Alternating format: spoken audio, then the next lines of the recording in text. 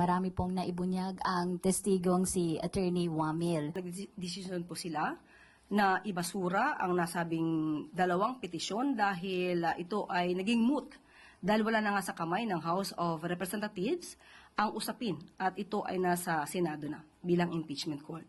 So nararapat lang po siguro. Personally, para po kay Pangulo ay lagi ang sinasabi ng Pangulo, masunod ang due process. Ayon sa PCO, na nag-aaktong mga lawyer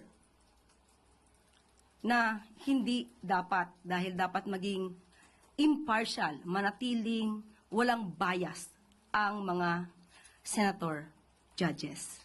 So hindi po sila mandato na walisin ang katotohanan. So wag silang magdala ng walis sa Senado. Sa mga kritiko na politically motivated po ang naging desisyon ng Supreme Court. Lahat po na naaapektuhan, yan lagi ang sinasabi, politically motivated. So, siguro mas dapat i-level up nila ang kanilang diskurso para hindi sila nananatili sa pinakamababang diskurso or argumento na politically motivated. Sino po inoobserbahan yung umaaktong mga senator judge na umaaktong lawyer for the defense? At hindi hinahayaan ang witness na magtapos ng kanilang sagot. Ang judge po kasi, sila po ay nagtatanong for clarification. Hindi po sila para mag-cross-examine ng witness.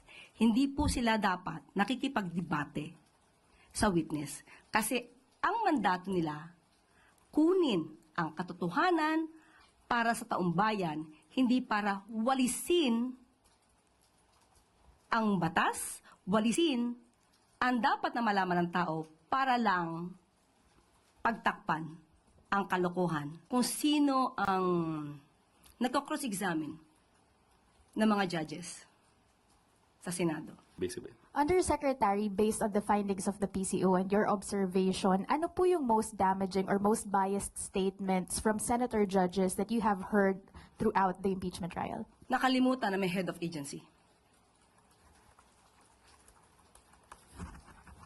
Ma'am, also the palace's comment on a certain senator facing an ethics complaint. Meron po kasi over the spliced video of Attorney Shell Jokno. Sa tingin niyo po ba, also as a state communicator, may violation din po bang nakikita dito?